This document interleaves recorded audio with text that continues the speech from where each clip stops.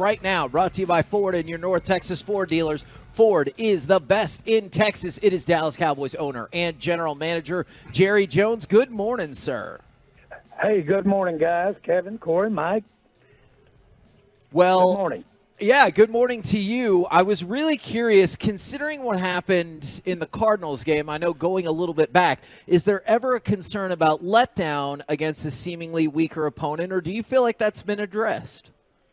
No, I think there's always and should be a concern. Every team you play has excellent talent, and make no mistake about it. Now, they may not be on the same page, maybe relative to another team, but, boy, every one of them are talented. Cardinals are a perfect example. We step in there, and they're not only at home, but they make some plays. We don't make some plays. The fact that I keep saying, the fact that ball is oblong and you don't know which way it's going to bounce, that alone can even up talent, too, if there is any discrepancy. The other thing is that, of course, there's a lot of equalizing when you not only the turnovers, but also, if you will, injury factors. So when you weigh all of that, every game that you walk into, you can lose that ball game in a New York minute. Jerry, I know a lot of fans would love to see another 40-0 blowout and everything like that, but would you love to see an opportunity, maybe if you do get up and feel comfortable, that this team gets the running game going and gets to work on that against an opponent, or is that something for another time?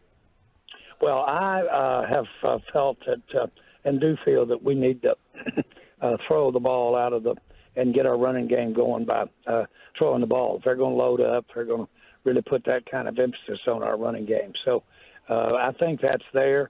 The point is that the way Dak is playing, we'll have to take what they give us, and that's not bad. That's not. He can. We can. I really have a lot of confidence in our receiving core, and I've got a lot of confidence in creative ways to get that ball in the hands of the right guys as far as our running backs are concerned. Is one of the guys on the receiving core, one of the right guys on the receiving core, Brandon Cooks? Because I know Mike McCarthy said, hey, I don't play fantasy football. The stats don't matter in certain aspects, but it does seem like the team has struggled to get him truly involved. Well, the probably you could rationalize we're doing a lot with our tight ends, and we've got a great tight end core. And we want to do more with Pollard and backs coming out of in certain situations, slot them or coming out of the backfield. So the point is that Cooks is sitting out there with all that threat, all that speed, and that really contributes big time. And so there's a lot of ways if a receiver that's got the speed will execute his routes. And if he'll run completely through his routes, that means completely finish the route as coached to do, then he's a dramatic influence out there, and he's opening it up for the rest of the receivers. So speed can make a contribution without catching the ball. And do you feel like Brandon Cooks has been executing that, finishing out his routes all the way through? Absolutely, I do. Absolutely, I do. Absolutely, I do. He's one of the more accomplished receivers. He's the whole package.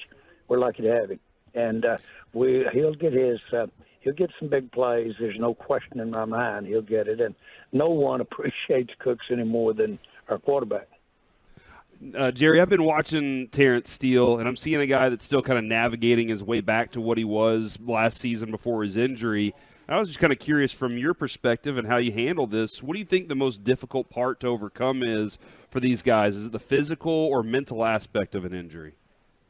I think it's both, and but certainly I'd say physical would be the one that you got to overcome the most, and but it's both. And the other thing is that you've got to look at what the situation is.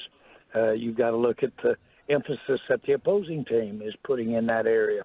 They're trying to take advantage of that. When you show that you might need to work on something, every team in the league looks at that game last week and they set their course accordingly. So all of that plays a role in it. But we've got a lot of confidence in Steele, a lot of confidence, and it's certainly that was a pretty it was a pretty impactful situation we had there with the pressures.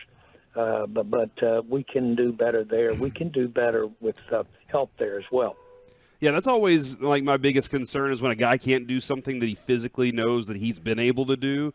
Is that like then he starts getting that, oh man, it's in his own mind, that he can't do that anymore, and how does he get back to that point? And where does that help come from? Is that coaches? Yeah, well, when I think of Steele, I see how he's evolved from coming from Texas Tech.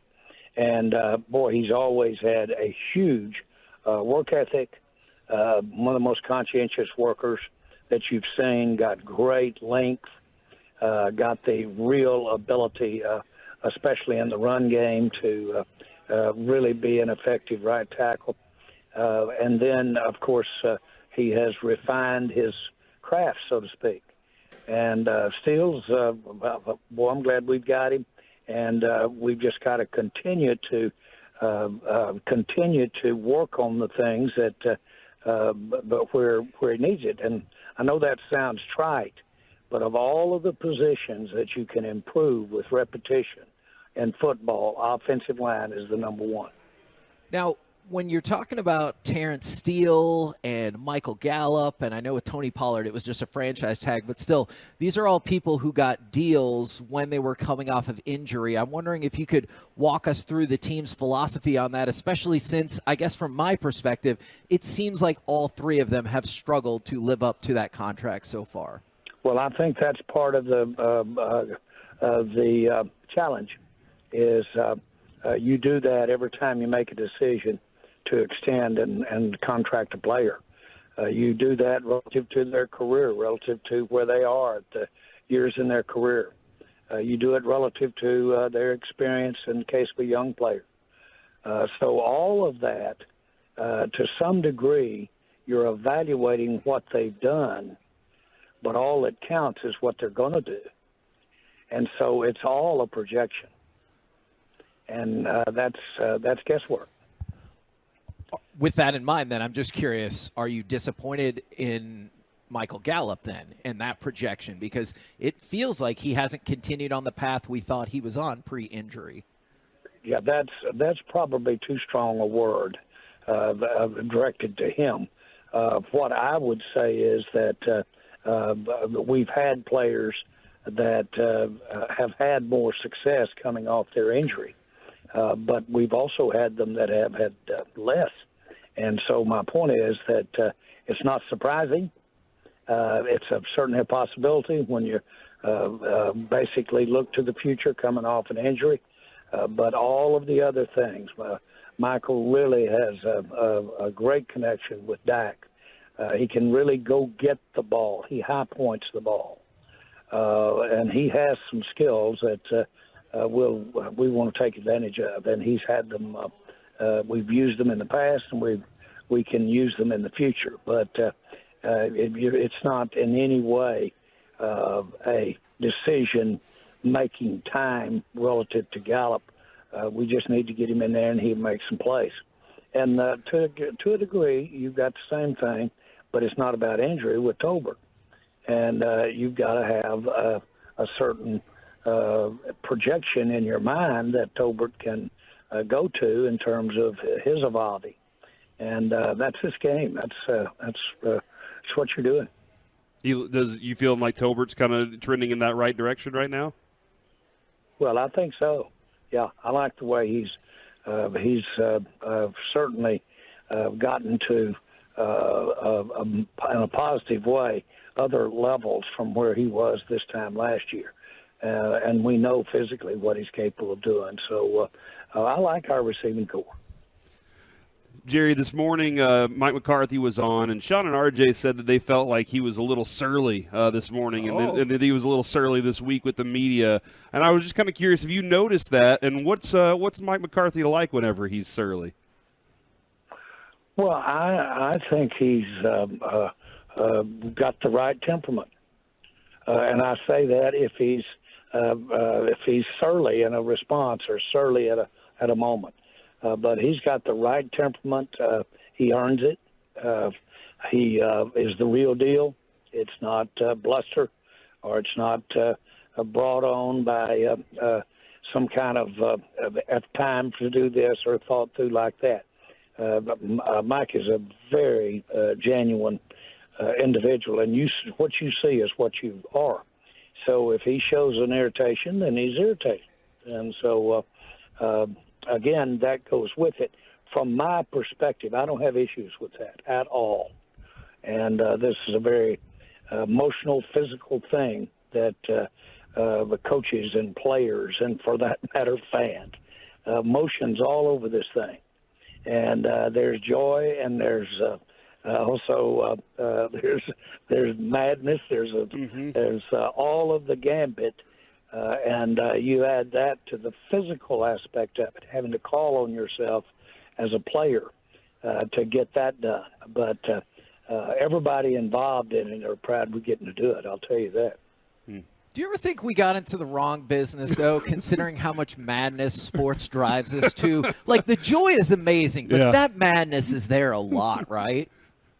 Well, I'm glad you put it that way, because that's exactly how I've always looked at it. And when the media has had some fun with me and beat up on me, I would say, now, guys, we're about maybe we're second cousins or third cousins, but we're all together. I've chosen to be involved in sports, and I do understand what goes with it. Sometimes I don't like it, but we're all in this thing together. And what I really like about it is that it has fleeting moments of pure ecstasy, fleeting, and boy, they're rare. But man, when you get one, you can live on it a long time. Jerry, I know we've asked a lot of questions about your players right now and critiquing them. I was wondering this. I know winning this week and winning a championship is most important. How much do you care about your players winning awards? Like Micah Parsons right now is kind of fallen off of the Defensive Player of the Year award right now. He can get back in it. But I was wondering from your perspective, how much do you care about your players winning awards? Well, usually because it's so visible and so competitive that when you hear a player in consideration for recognition, it's the real deal. He's doing the work that I love. That is beneficial. So I know of very few disconnects that I've ever been seen where a recognition for play or recognition for performance isn't associated with everything that's good for the Cowboys. And then my other question is, Adam Silver, who's the commissioner of basketball, NBA, he really wants the same attention on his sport that the NFL gets. Whether it's baseball, whether it's basketball or hockey, do you see any possibility of another sport getting as much attention as the NFL does? Yeah, yes, I do. When I first became involved, basketball, NBA basketball, arguably was starting to catch and surpass. That was been in the late 80s. And you had as much interest. The networks actually came in and suggested reducing the rights fees for the NFL when I was getting involved in 89, 90, 91. And so there's nothing everybody needs to be appreciative, guarded, and realize that you better stay on your game and keep relevant. And so, I don't take anything for granted, and I sure don't for the Dallas Cowboys. That's why that every way I can in the world, I want the Cowboys to have a relevancy. I'm curious, are you at all surprised how strong that relevancy has remained despite getting back to the promised land of the Super Bowl or, heck, even the NFC Championship game? Because there's no doubt the team is as relevant as ever. Are you ever surprised that that's carried over so long without the ultimate wins? Let me say this. I say this tongue-in-cheek, but if it gets a little slow, I know how to stir it up. Right. So my point is exactly. My point is that all of that is a part of what makes the game special. It's 365 days. You could argue there's a soap opera going on and off the field during the season, out of the season.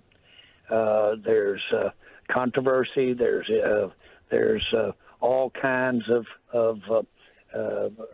happenings with the players, their relationships, and if you were trying to make a movie out here somewhere, and you were a company that made movies, it would cost you more than to make the movie. It'd cost you more to promote the movie. That doesn't happen in NFL and football, and it's year round. And certainly it happens in the fourth quarter of the year. It's apex for football, and that's a big positive. It's when you want the people, decision makers, in front of that TV screen.